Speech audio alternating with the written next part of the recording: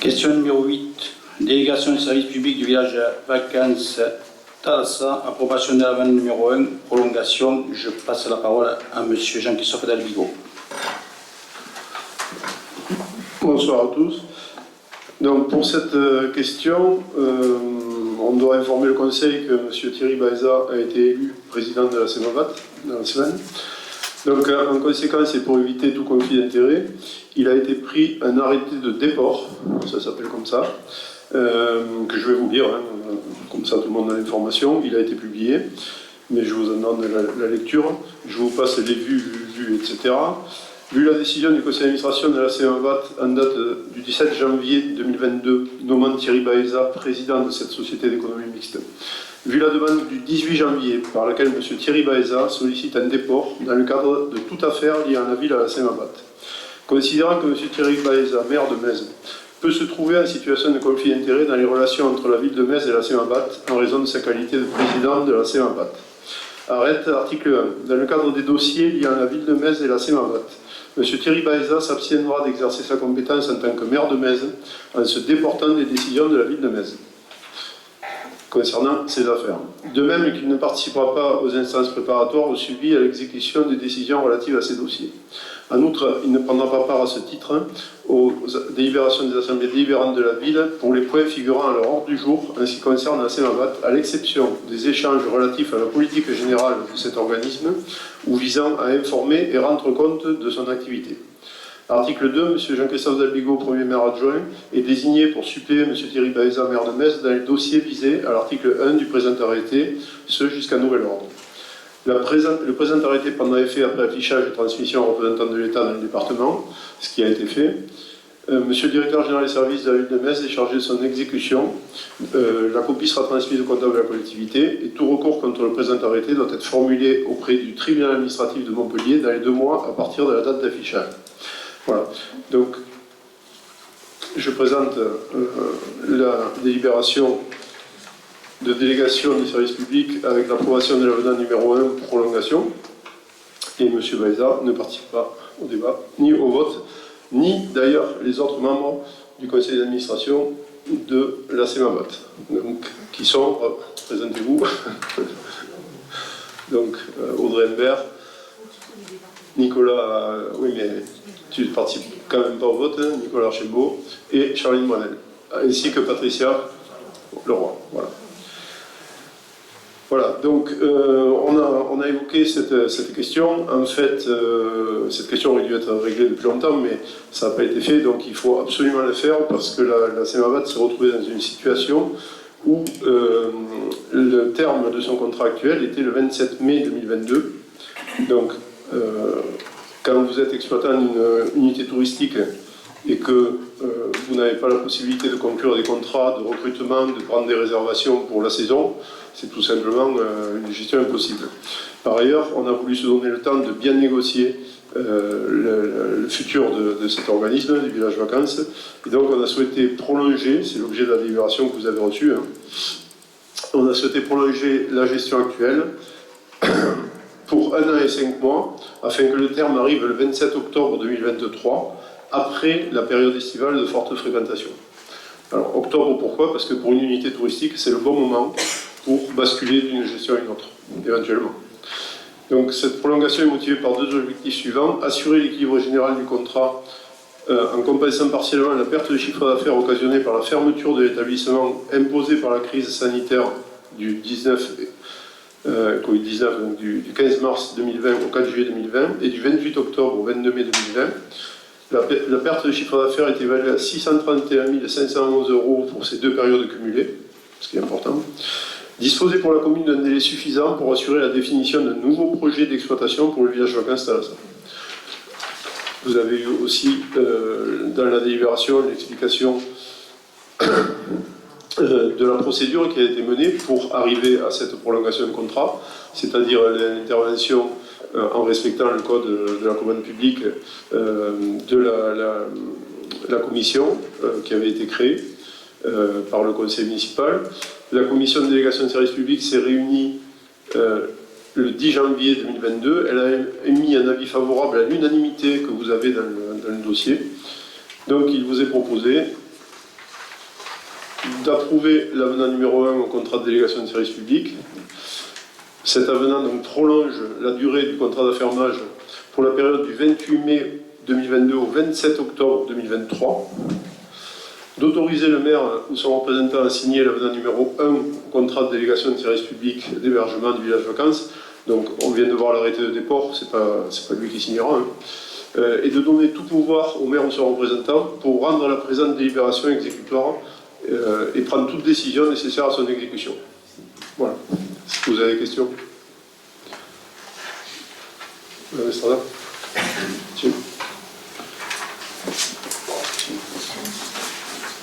Monsieur le maire, mesdames et messieurs les élus, bien évidemment nous voterons cette délibération puisque j'avais amené un vote favorable à l'avenant.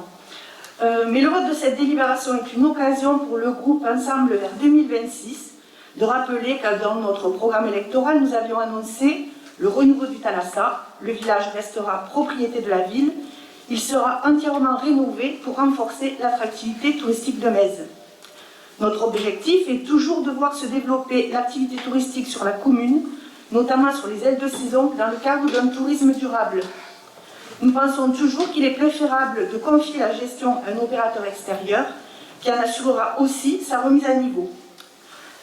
Le bureau d'études Mission Tourisme s'est vu confier en avril 2021 la mission de fournir à la ville une assistance technique, juridique, financière pour établir un diagnostic de l'équipement, proposer des scénarios d'évolution du site et de mode de gestion et d'aider dans le choix d'un opérateur. 3 scénarios ont été proposés. Le premier, c'est un investissement de 2,7 millions pour une résidence tourisme pur. Le deuxième, c'est un investissement envisagé de 2,4 millions avec un Thalassa rénové, modernisé en village de vacances. Et le troisième, c'est un investissement de 4,4 millions d'euros pour un hôtel club 3 à 4 étoiles avec une belle rénovation globale des appartements. Les pistes de réflexion sont donc clairement identifiées dans ce dossier. Nous serons donc très attentifs à l'évolution de ce dossier que nous considérons comme prioritaire pour l'avenir de notre commune en termes d'emploi et de retombées économiques. Merci. Oui, Madame Estrada, je permets de vous rappeler que la campagne électorale est terminée. Cependant, moi j'ai un autre tract de l'ensemble 2026 qui dit que l'ambition dans les fricots pour le Thalassa est grande. Un investissement important programmé à compter de 2022 avec un nouveau gestionnaire. Tout en restant pour la ville de Thalassa deviendra un pôle touristique majeur pour Mèze. Donc un nouveau gestionnaire, ça voulait dire beaucoup de choses.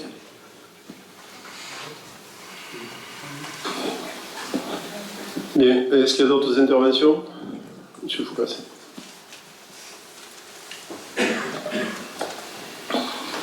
Bonsoir à tous.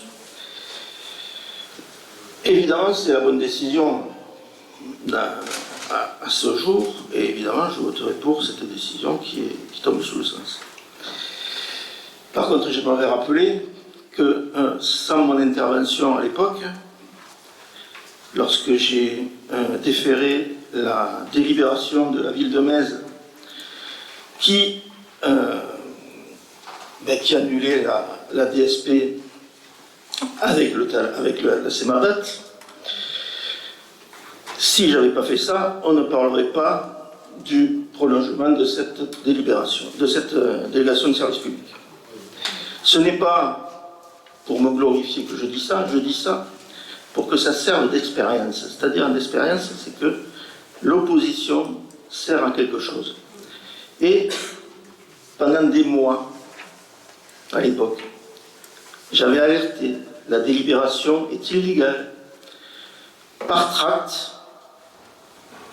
par article même de presse, le maire de l'époque nous avait menacé, moi et M. Garcia, de porter plainte, etc., ce qu'il n'a jamais fait, puisque c'était sa spécialité.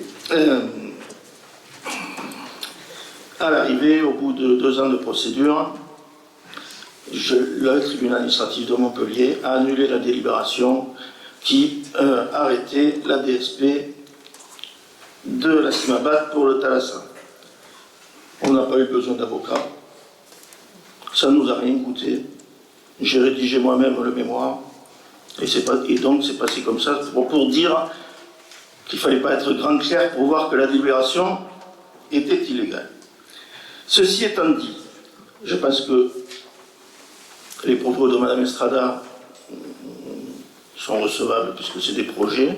Tout le monde peut avoir des projets, des idées pour le Thalassa. J'ai lu, comme tout le monde, les tracts et les propositions de toutes les listes pour ce Thalassa pour les années à venir. Je pense quand même qu'il faudra que ça se fasse dans la concertation.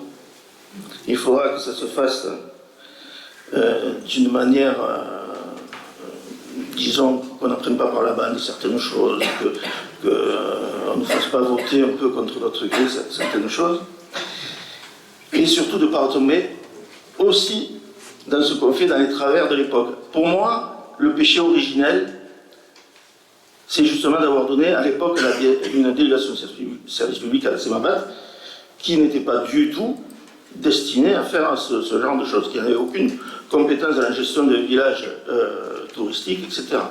Mais ça, c'est fait. Par contre, tout est à faire et de ne pas retomber dans ces mêmes erreurs. C'est pour ça qu'il y a plusieurs solutions. Moi aussi, j'ai des idées par rapport à ça. Vous aussi, vous avez présenté certaines choses qui sont intéressantes. Et je pense que on ne va pas dire créer encore une commission supplémentaire ou un comité Théodule. Mais je crois que là, parce que c'est le patrimoine de la commune, je pense qu'il y a peut-être un atelier à faire avec des personnes et discuter sur les orientations. Après, il se fera, c'est vous qui avez les clés, vous ferez ce que vous avez envie de faire. Mais moi, j'aimerais alerter quand même sur certaines choses, qu'on ne se retrouve pas avec des infrastructures qui coûtent cher, parce qu'il y a l'investissement, c'est une chose, mais après, il y a la gestion et tout le fonctionnement. Et le fonctionnement, c'est souvent ça qui plombe les affaires des infrastructures. Donc je pense qu'il y a pas mal de choses à discuter là-dessus, et j'attire votre attention pour éventuellement que vraiment l'opposition, et je ne parle pas que de moi, parce que soit associée dans ce dossier. Et je vous remercie de m'avoir écouté jusqu'au bout. Bien, d'autres observations? Moi, j'en ferai juste une, c'est qu'en avril 2021, donc, vous étiez en possession de 3 scénarios, il aurait été bien de les présenter au conseil municipal. Ça aurait été très bien, puisque vous nous l'apprenez aujourd'hui, ça. Par ailleurs, sur le développement du processus... Non, non. Je parle à Mme Estrada. Donc, pour le développement du processus, il y a de la concertation qui sera mise en place, ne vous inquiétez pas. Et il y a un lieu où la concertation doit être faite, c'est ici. Donc, je pense que le rôle du Conseil sera important à venir. Si vous voulez bien, on passe au vote. Excusez-moi, j'ai juste une précision à apporter. Je n'ai pas dit que nous avions l'étude en avril 2021, qu'il y avait une décision du maire pour confier l'étude en avril 2021 au bureau d'études, et l'étude, nous l'avons eue dans l'été. Voilà. D'accord, mais ça aurait été bien de la communiquer au conseil municipal quand même. Voilà. Pour le vote, donc, qui est contre? Qui s'abstient? Qui est pour? Unanimité, sauf les gens qui ne votent pas, je rappelle.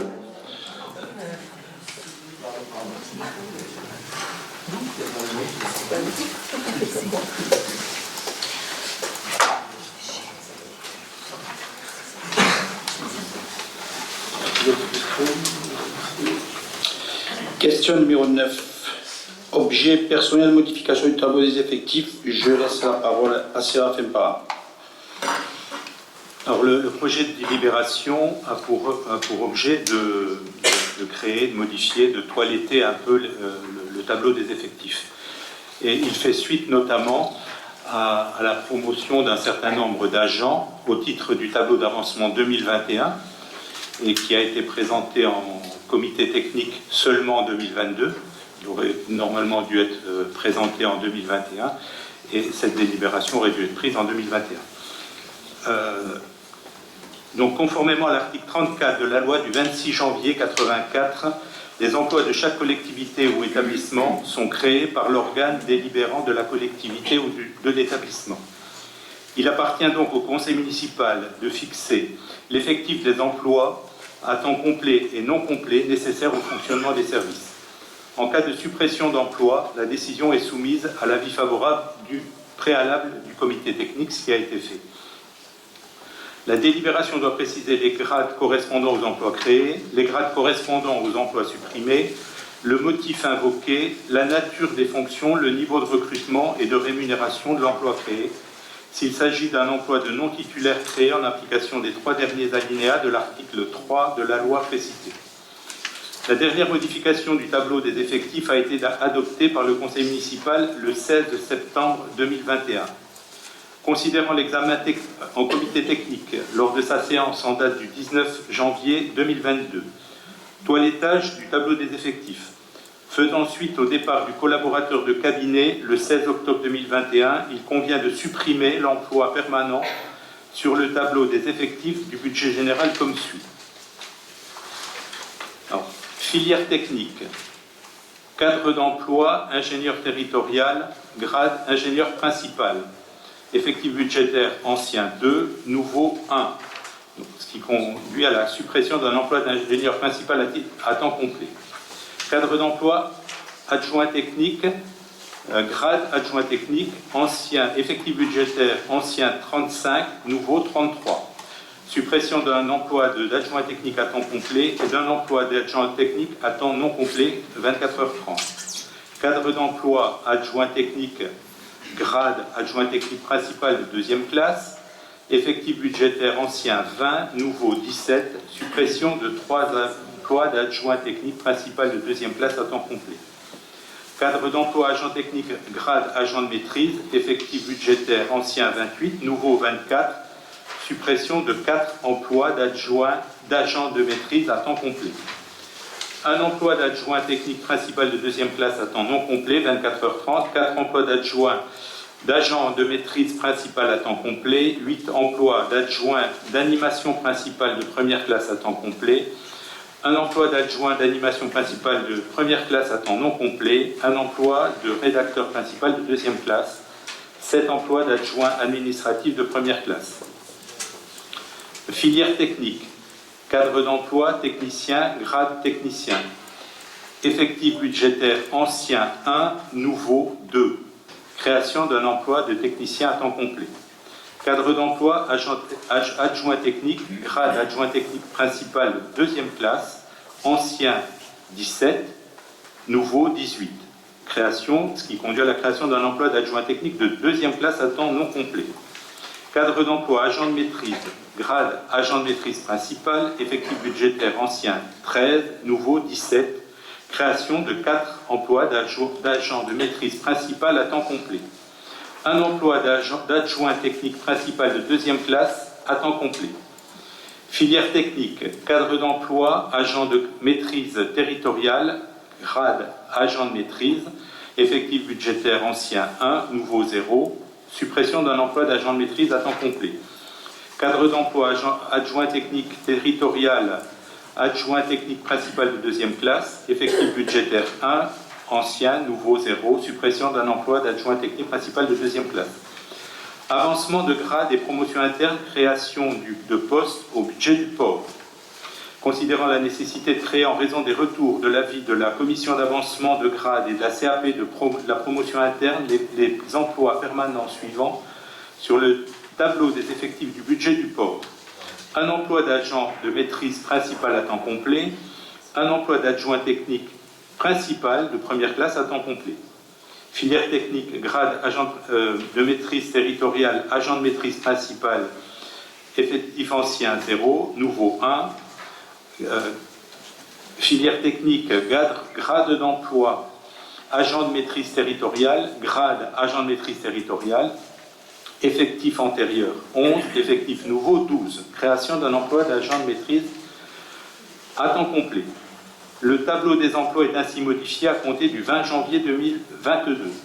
Il est demandé au Conseil municipal, vu le Code général des collectivités territoriales, vu l'article 34 de la loi du 26 janvier 1984 portant dispositions statutaires relatives à la fonction publique territoriale, vu l'avis du comité technique du 19 janvier, vu l'exposé, d'approuver la modification du tableau des effectifs, de donner pouvoir au maire pour signer tous les documents nécessaires à la mise en œuvre de cette délibération. Dire que les crédits nécessaires à la rémunération et aux charges des agents nommés dans les emplois seront inscrits au budget.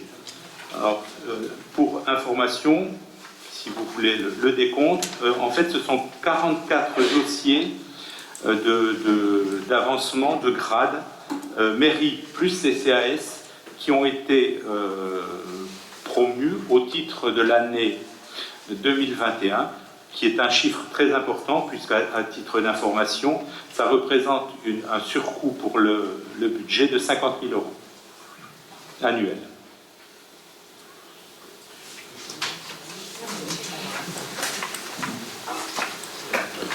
Y a-t-il des questions?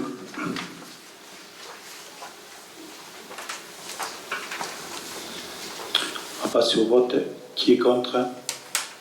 Qui s'abstient? Qui est pour? Merci.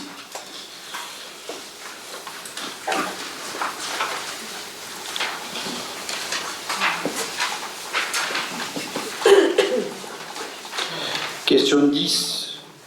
Personnel, convention de mise à disposition à titre gratuit d'un fonctionnaire territorial. Le relais ambulatoire de vaccination de Metz, le RAF, piloté par la maison de santé pluriprofessionnelle d'Aubus Medica, a été récemment organisé en période de pandémie de la Covid-19 afin de lancer une campagne de vaccination sur le territoire mésois. Dans le but de faciliter l'accès à la vaccination des habitants du territoire et faisant face à un nombre grandissant de demandes, le relais ambulatoire de vaccination sollicite la mairie de Metz pour un renfort et un soutien administratif durant cette campagne afin de gérer la fluidité des rendez-vous. J'ai proposé de mettre à disposition du RAF un fonctionnaire territorial titulaire 1 ou 2 jours par semaine selon le planning à hauteur de 16 heures hebdomadaires maximum à compter du 7 janvier jusqu'au 28 février 2022.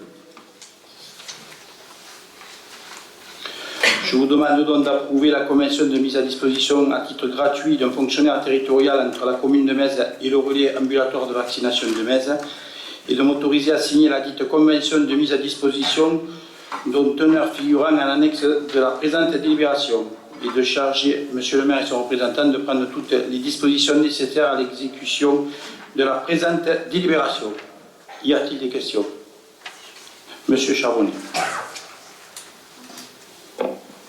Mesdames, Messieurs, bonsoir. Bien évidemment, nous allons voter favorablement à cette délibération. Cette action de mise à disposition d'un agent municipal au relais de vaccination s'inscrit dans la continuité de ce que nous avions déjà entrepris au début de cette pandémie. Juste 2 petits points à éclaircir. Est-ce qu'il a été évalué l'éventuelle charge de travail que pourrait engendrer cette mise à disposition de cet agent au service état civil? Et le deuxième petit point, c'est que sur la délibération et sur la convention, il est écrit que cette mise à disposition pourrait être renouvelée, ce qui est entièrement normal. Or, c'est pas inscrit sur la délibération. C'est un détail, mais bon, voilà.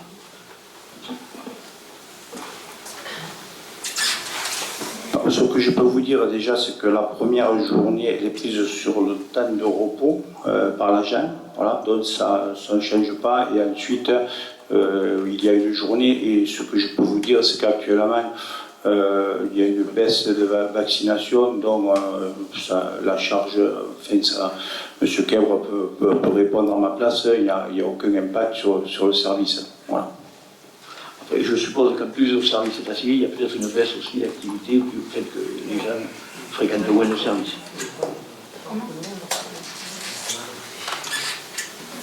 Merci. Il y a d'autres observations? Juste le fait que ça soit renouvelable et que ça soit pas écrit sur la délibération, c'est pas important. C'est bon. On peut le rajouter si vous voulez dans la délibération, mais je pense qu'à la date prévue, j'ai des doutes qu'on puisse corriger. Enfin, après, on verra si jamais il faut. On pourra aussi refaire une autre convention en fonction, peut-être qu'il y aura une demande moindre, on verra, on adaptera. D'accord, voilà. Merci. De rien. D'autres observations? Qui est contre? Qui s'abstient? Qui est pour? Merci.